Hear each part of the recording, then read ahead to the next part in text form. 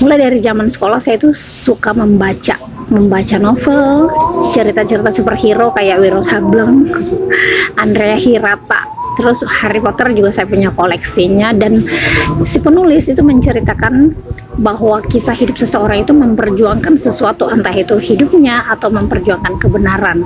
Nah, Alkitab, kita tuh nggak hobi baca Alkitab di masa kecil karena Alkitab itu harus disimpan secara rapi gitu, jadi kayak buku keramat yang nggak boleh dijamah sembarangan. Akhirnya Alkitab di rumah orang tua saya itu zaman saya kecil itu rapih seperti dalam keadaan baru meskipun sudah usia bertahun-tahun. Nah, baru setelah saya umur 35 atau berapa gitu, pokoknya udah usia 30-an, baru saya mulai membaca firman. Dan awalnya saya pikir itu seperti buku superhero yang lain karena di dalamnya ada kisah Musa yang luar biasa, terus ada Samson yang gagah perkasa.